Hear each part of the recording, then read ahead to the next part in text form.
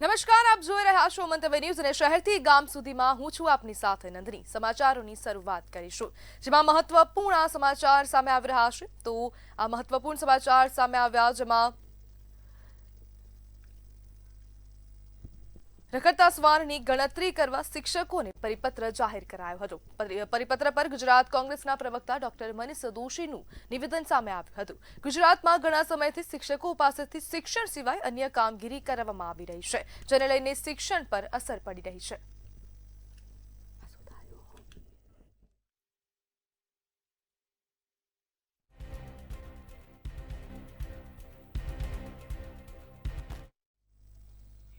SIR अंगे कांग्रेस नेता अमित चावडाના આક્ષેપ અંગે ભાજપના પ્રદેશ પ્રવક્તા ડોક્ટર અનિલ પટેલનું નિવેદન સામે આવ્યું છે।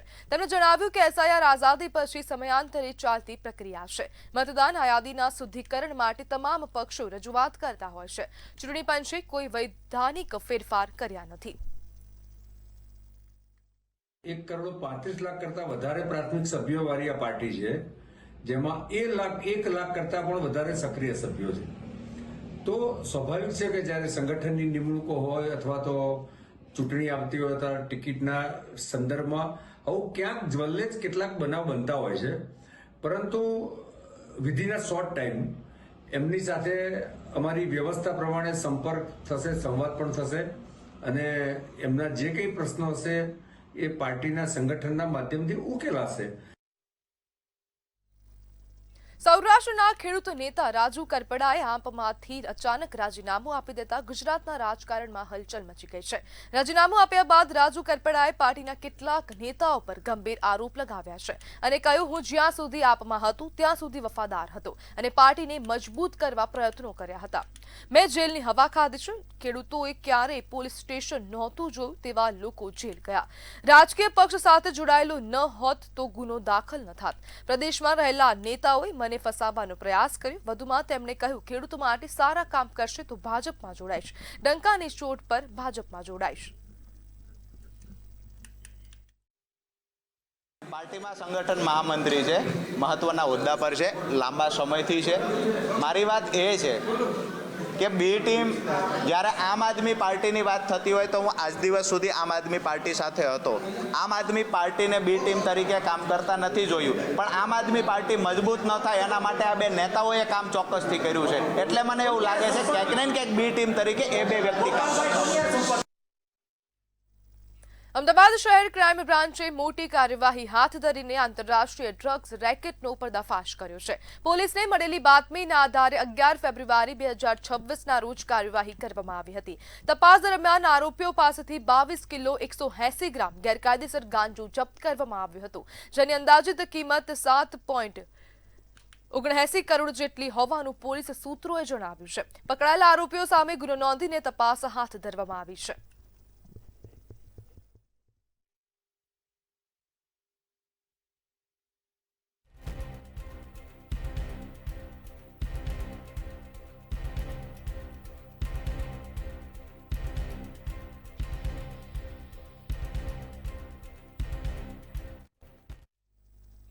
અમદાવાદના વટવામાં જૂની અદાવતમાં લોહીની નદીઓ વહી છે।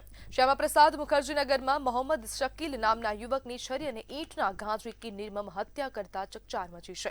રાત્રિના અંધકારમાં આસિફ શેખે જીવલેણ હુમલો કરી મોતને ઘાટ ઉતાર્યો અને ફરાર થઈ ગયો હતો। સમગ્ર ઘટનાને લઈને વટવા પોલીસે હવે હત્યારાને પકડવા ચક્રો ગતિમાન કર્યા છે।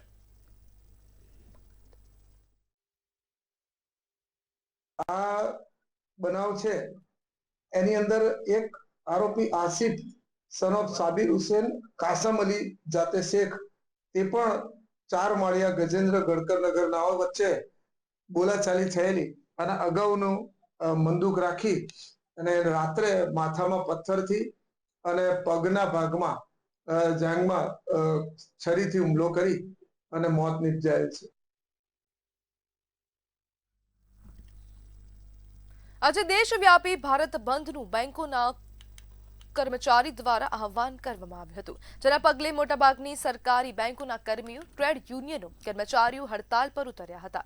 ત્યારે અમદાવાદમાં વીમા અને બેંક યુનિયનો દ્વારા સંયુક્ત વિરોધ કરવામાં આવ્યો હતો. 25,000 બેંક કર્મચારીઓ 4 લેબર કોડ રદ કરવાની માંગ સાથે રસ્તા પર ઉતર્યા હતા. જો આગામી દિવસો સુધીમાં તેમની માંગો પૂરી નહીં થાય તો મોટી હડતાલ કરવામાં આવશે તેવી ચીમકી ઉચ્ચારવામાં આવી હતી.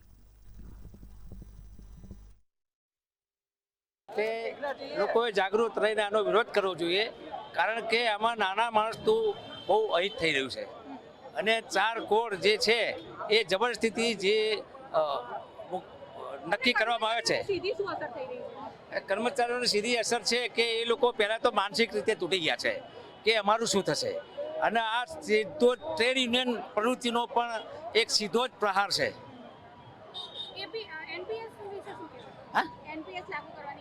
હા, એ બધું ગેરકાયદેસર ખોટું છે અને ખોટી રીતે પ્રેશરમાં લાવવા માટે જ છે. 25,000 થી પણ વધારે કર્મચારીઓ જે છે તે અત્યારે હાલ અમદાવાદમાં એલિસ બ્રિજ ખાતે રસ્તા ઉપર ઉતર્યા છે.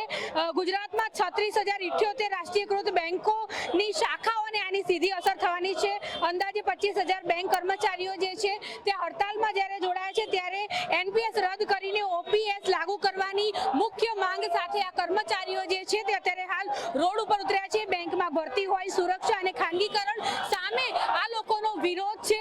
ત્યારે વીમા અને બેંક યુનિયનને સંયુક્ત કરવામાં આવે તે પ્રમાણેનો વિરોધનો આ કાર્યક્રમ ગ્રાહકો અને બેન્કિંગની સેવાઓ પર સીધી અસર આજે થવાની છે. ત્યારે જોઈ શકો છો કે મોટી સંખ્યામાં બેંકના જે કર્મચારીઓ જે છે તે અત્યારે હાલ રસ્તા ઉપર ઉતર્યા છે અને રાજ્યભરમાં આ પ્રમાણે નહીં, માનવ સાંકળ રચીને વિરોધ પ્રદર્શન કરવામાં આવી રહ્યું છે. બેંકના જે કર્મચારીઓ જે છે તે પોતાની મૂળભૂત અને મુખ્ય માંગોને લઈને રોડ ઉપર ઉતર્યા છે અને સરકારને તેમણે અલ્ટિમેટમ આપ્યું છે કે તેમની જે માંગો છે તે વહેલામાં વહેલી તકે પૂરી કરી દેવામાં આવે અને જો નહીં કરવામાં આવે તો આગામી દિવસોમાં પણ આ પ્રમાણેની હડતાળ જે છે તે કરવામાં આવશે. કેમેરા પર્સન કુણાલ સાથે અનિતા પરમાર, મંતવ્ય ન્યૂઝ, અમદાવાદ. જિલ્લામાં આંગણવાડી કર્મચારીઓ હડતાલ પર ઉતર્યા હતા. લેબર કોડ દૂર કરવાની માંગ સાથે ઉગ્ર વિરોધ કરવામાં આવ્યો. આશા વર્કર અને આંગણવાડી બહેનોનું પ્રદર્શન જોવા મળ્યું હતું, તેમજ સરકાર સામે નારા સાથે વિરોધ નોંધાવ્યો હતો. તેના સાથે જ માંગણીઓ નહીં સ્વીકારાય તો ઉગ્ર આંદોલન કરવાની ચેતવણી પણ આપવામાં આવી હતી.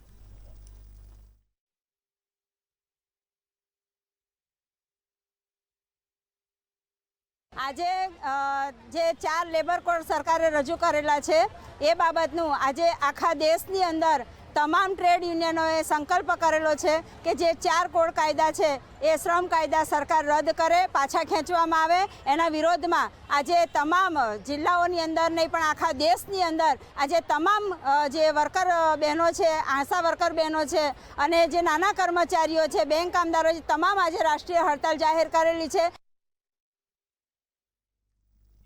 અખિલ ભારતીય વિદ્યાર્થી પરિષદ દ્વારા આજે એલડી આર્ટ્સ કોલેજ હોબાળો કરી આવેદનપત્ર આપવામાં આવ્યું હતું. કોલેજનો પાછળ બાજુ આવેલ એક ગેટ છે અંધજન બસ સ્ટેન્ડ બાજુ જાય છે, તે ઘણા સમયથી બંધ હતો. તેને કારણે દિવ્યાંગ વિદ્યાર્થીઓને અવરજવર કરવામાં હાલાકી પડે છે. આજે ફરી એકવાર એબીવીપી દ્વારા આવેદન આપીને વિવિધ પ્રશ્નોને લઈને મજબૂત રજૂઆત કરવામાં આવી હતી, જેના પગલે કોલેજ તંત્ર દ્વારા તાત્કાલિક બંધ કરેલ ગેટ ખોલવો પડ્યો હતો.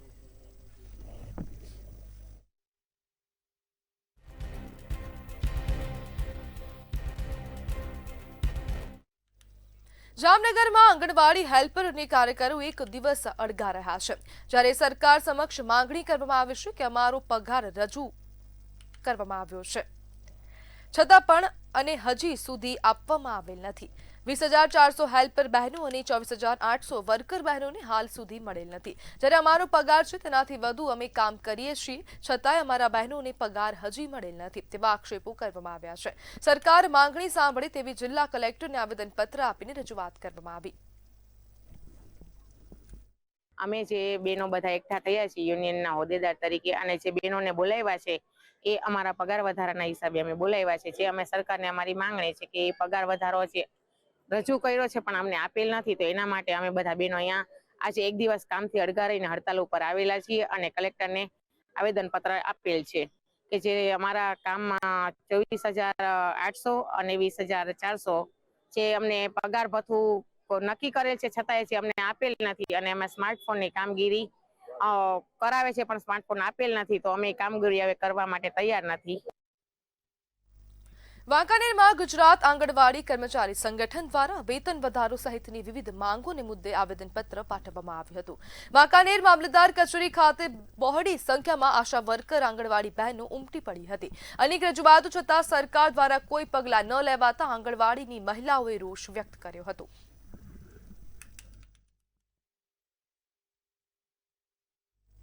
બગસરા તાલુકા પંચાયત ખાતે આંગણવાડી વર્કર બહેનો એકત્રિત થઈ હતી અને રેલી યોજી હતી. બગસરા વર્કર અને હેલ્પરો વિવિધ માંગોને લઈને રેલી સ્વરૂપે તાલુકા પંચાયત કચેરી ખાતે પહોંચ્યા હતા. તેમજ પગાર વધારા અને ઓનલાઈન કામગીરી સાથે મોબાઈલ સહિતના મુદ્દાઓને લઈને રજૂઆત કરવામાં આવી હતી. એક દિવસની બહેનોએ હડતાલ પાડીને સીડીપીઓને આવેદનપત્ર પાઠવ્યું હતું. આજે અમારા બહેનો જે કંઈ પણ આંદોલન કરે છે એના મુખ્ય મુદ્દા તો પહેલાં તો અમારો પગાર વધારો, તેમજ સરકાર અમને મોબાઈલ આપે, જેથી કરીને અમારા પોતાના પર્સનલ મોબાઈલમાં જે કંઈ પણ કામ કરીએ છીએ ભાઈ પરિસ્થિતિ એવી છે કે બેલેન્સના એક તો ભાવે એવા છે. બીજા નંબરમાં અમારા બધા બહેનોના ફોન પણ હેંગ થવા માંડ્યા છે. જ્યારે એવીટી એપ્લિકેશન બધી બહેનોએ જ્યારે ફોનમાં નાખી તો એ હાર્મફુલ છે, એટલે એ બધી એપ્લિકેશન અમારા ફોનને નુકસાન કરે છે. આજે અમારો ખાસ મુદ્દો છે કે જે સરકારે 2 ઓગસ્ટની 2 તારીખે હાઈકોર્ટનો ચુકાદો આવેલ છે કે વર્કરને 24,800 અને હેલ્પરને 20,300નું લઘુત્તમ વેતન ચૂકવવું. 6 મહિના થયેલ, સરકારે અમે કેટલા આવેદનપત્ર આપ્યા, કેટલી રેલી કરેલી, પણ સરકાર હજી સુધીમાં એક પણ મુદ્દાનો જવાબ આપેલ નથી.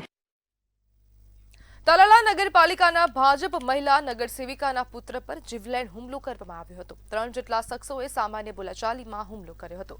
હુમલામાં નગરસેવિકાના ઇજાગ્રસ્ત પુત્ર વિજય સુંદરવા હાલ સરકારી હોસ્પિટલમાં સારવાર હેઠળ છે. પરિણામે તાલાલા પોલીસ સ્ટેશનમાં 3 શખ્સોની વિરુદ્ધ ફરિયાદ નોંધવામાં આવી છે.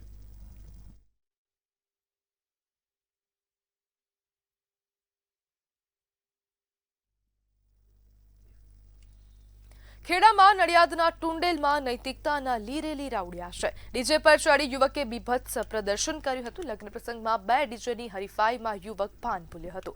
ચાલુ ડીજે સિસ્ટમ પર ચડી યુવકે પેન્ટ ઉતાર્યું હતું. જાહેરમાં અશ્લીલ ચેન ચાળાનો આ વિડીયો વાયરલ થયો છે અને જેના કારણે લોકોમાં રોષ ફેલાવશે. સોશિયલ મીડિયામાં વિડીયો વાયરલ થતા ખેડામાં ભારે રોષ વ્યાપ્યો હતો. ડીજે સંચાલકો સામે કાયદેસરના પગલાં લેવા લોક માંગ ઉઠી છે.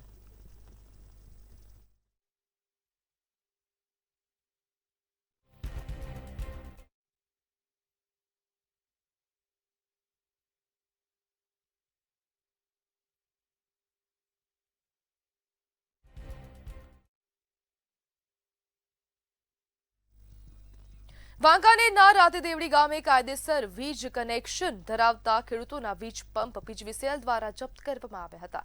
તેમજ ખેડૂતો પીજીવીસીએલ ડિવિઝન કચેરી ખાતે પહોંચી ગયા હતા. અગમ્ય કારણોસર પીજીવીસીએલ દ્વારા છેલ્લા 8 દિવસમાં 4 વખત ચેકિંગ કામગીરી કરવામાં આવી હોવાથી ખેડૂતોએ રોષ વ્યક્ત કર્યો હતો. પૂર્વ ધારાસભ્ય મોહમ્મદ જાવેદ પીરજાદા સાથે મોટી સંખ્યામાં ખેડૂતો પીજીવીસીએલની ડિવિઝન કચેરી ખાતે પહોંચી રોષ વ્યક્ત કર્યો હતો.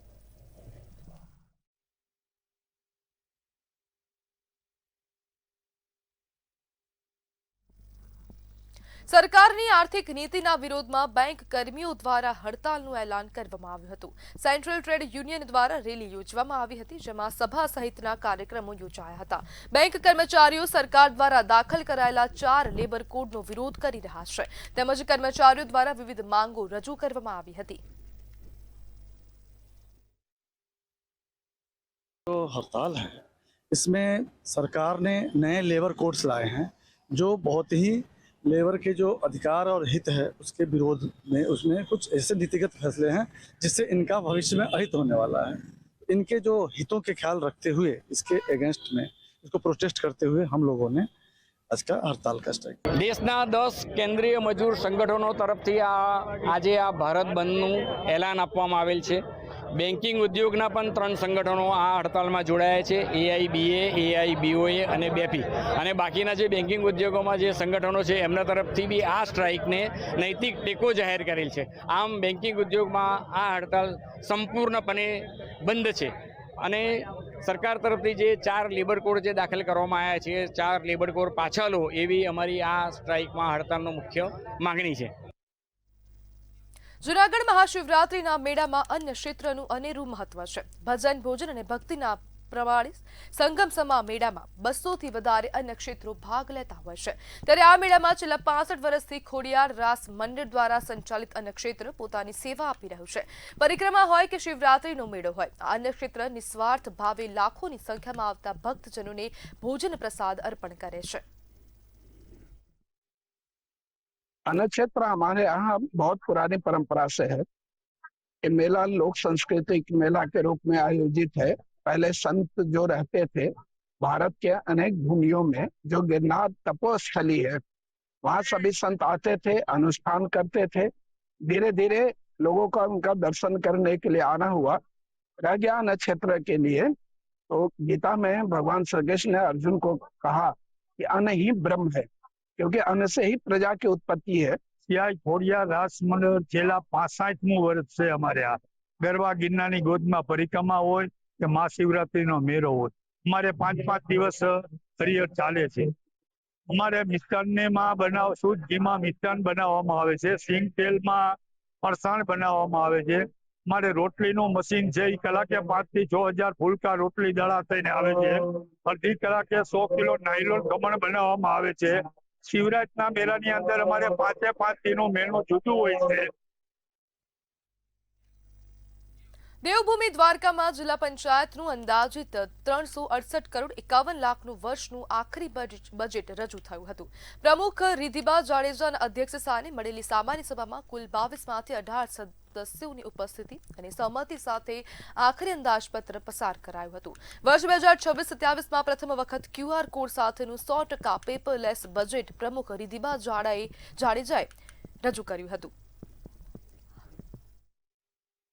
જિલ્લા પંચાયત દેવભૂમિ દ્વારકાનું વર્ષ 2026-27નું પ્રથમ પેપરલેસ 100% ડિજિટલ અંદાજપત્ર આપ સર્વ સભ્યોની ઉપસ્થિતિમાં સહમતિ સાથે રજૂ કરેલ છે. જિલ્લામાં પ્રથમ વખત પેપરલેસ બજેટ રજૂ કરવામાં આવ્યો છે. ખર્ચ અંદાજેલ છે. વર્ષના અંતે રૂપિયા 368 કરોડ 51 લાખનું પુરાંતવાળું બજેટ રહેશે અને ખાસ કરીને જિલ્લાના ગ્રામ્ય વિસ્તારોમાં વિકાસના કામો વેગવંતા બને તેને લઈને આ બજેટ રજૂ કરવામાં આવ્યું છે. સુરતમાં લુખ્ખા તત્વોનો ત્રાસ વધ્યો છે. ચોક બજારમાં ચિરાગ ગોટી સહિત 7 શખ્સો સામે ખંડણી અને મારપીટનો ગુનો નોંધાયો છે. વેપારીને ધમકાવી 10 લાખની માંગણી કરી મારીને વિડીયો ઉતારવામાં આવ્યો. ડીસીપી રાજદીપસિંહ નકુમે કડક શબ્દોમાં ચેતવણી આપી છે કે ચિરાગ જેવા લુખ્ખાઓથી ડરવાની જરૂર નથી. શું સુરત પોલીસ આ માથાભારે તત્વોને કાયદાનું ભાન કરાવશે?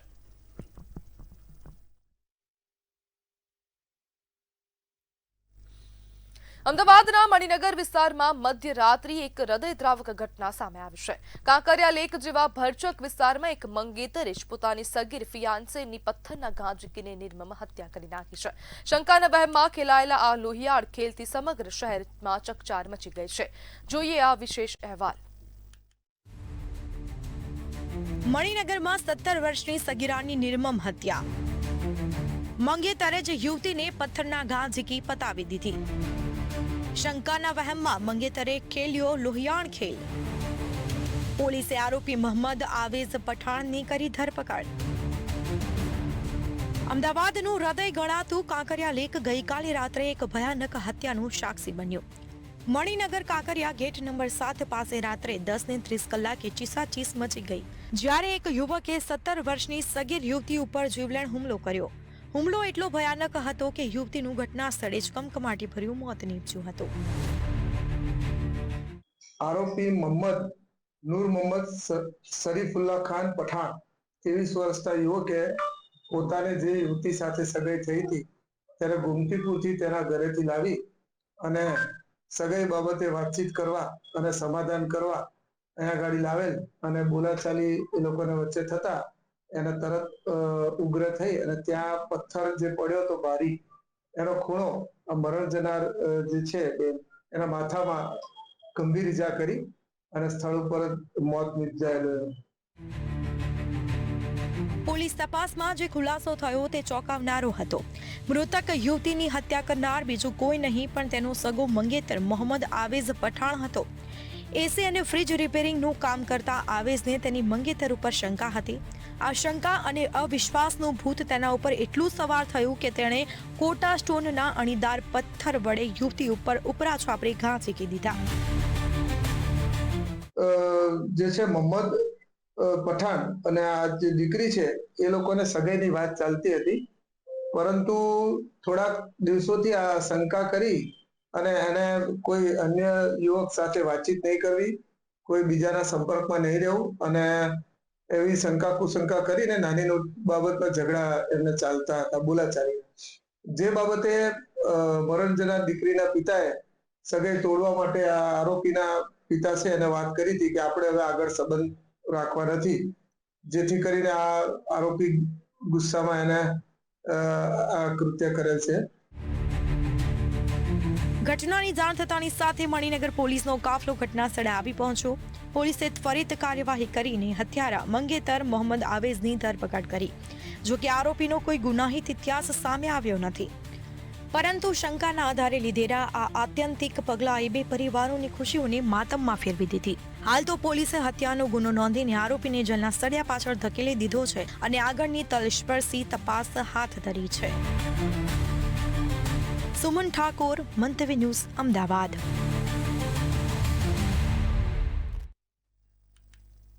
રાજકોટમાં ઉનાળાની શરૂઆત પહેલા જ મનપાની આરોગ્ય શાખા એક્શન મોડમાં આવી છે. રાજકોટ મહાનગરપાલિકાના આરોગ્ય વિભાગે વેસ્ટ સેન્ટ્રલ અને ઈસ્ટ ઝોનમાં વિશેષ ચકાસણી ઝુંબેશ શરૂ કરી છે. મિનરલ વોટરના નામે વેચાતા શંકાસ્પદ પાણીના પ્લાન્ટ્સ અને બરફ બનાવતા એકમો પર લાલ આંખ કરવામાં આવી છે.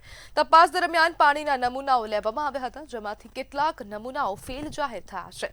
મનપાએ અશુદ્ધ પાણી વેચતા કુલ 53 એકમોને સીલ કરી દીધા છે. મનપાએ સ્પષ્ટ ચેતવણી આપી છે કે આગામી દિવસોમાં ચકાસણી વધુ કડક બનશે અને નિયમોનું ઉલ્લંઘન કરનારની સામે કડક પગલાં લેવામાં આવશે. ખાસ કરીને જોવા જઈએ તો રાજકોટ મહાનગર ઉપરાંતના તમામ નગરોમાં માન્ય સરકારશ્રીની સૂચના અન્વયે ખાસ કરીને પાણીજન્ય રોગચાળાના અમુક મહાનગરમાં અને નગરોમાં જે છે આંકડાઓ નોંધાઈ રહ્યા છે. એનું સતર્કતાના ભાગરૂપે રાજકોટ મહાનગરપાલિકાની આરોગ્ય શાખા દ્વારા જે છે એ હાલ 95 ઉપરાંતના જે જગ વિતરક કારકો જે છે એમનો પાણીનો નમૂનો લેવામાં આવ્યો હતો અને પાણીનો નમૂનો એમપીએન કાઉન્ટ એટલે કે પાણીની અંદર કોલિફોર્મ ઓર્ગેનિઝમ એટલે કે બેક્ટેરિયાની માત્રા જે છે એ જાણવા માટે પીડી મેડિકલ કોલેજ ખાતે માઇક્રોબાયોલોજી લેબમાં મોકલવામાં આવ્યો હતો. ગુજરાતના ડીજીપી તથા અમદાવાદ પોલીસ કમિશનર દ્વારા એન્ટી નાર્કોટિક્સ ટાસ્ક ફોર્સના નવા ઝોનલ કાર્યાલયનું ઉદ્ઘાટન કરવામાં આવ્યું છે. આ યુનિટ 4 કમિશનરેટ, એક બોર્ડર ઝોન અને એક ગાંધીનગર ઝોન હેઠળ કામગીરી કરશે. દરેક ઝોનમાં ડીવાયએસપી કક્ષાના અધિકારીના નેતૃત્વ હેઠળ 2 પીઆઈ, 4 પીએસઆઈ અને કોન્સ્ટેબલ સ્ટાફ રહેશે. આ ટાસ્ક ફોર્સનો મુખ્ય ઉદ્દેશ ફિલ્ડ લેવલ પર ઓપરેશન હાથ ધરીને નશીલા પદાર્થોના દૂષણને ઓછું કરવાનો છે. આ દળ માત્ર એનડીપીએસ એક્ટ હેઠળ નાર્કોટિક્સ સંબંધિત કાર્યવાહી કરશે.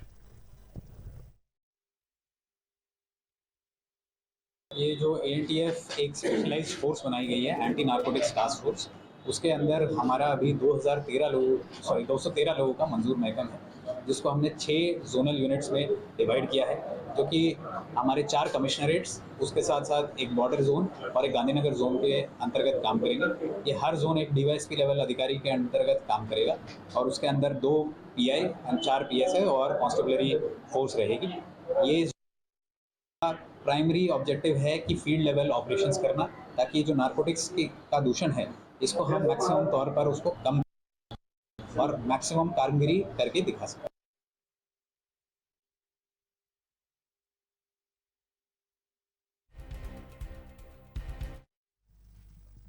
તો સમાચારમાં હાલ બસ આટલું જ. વધુ માહિતી માટે જોતા રહો મંતવ્ય ન્યૂઝ. નમસ્કાર.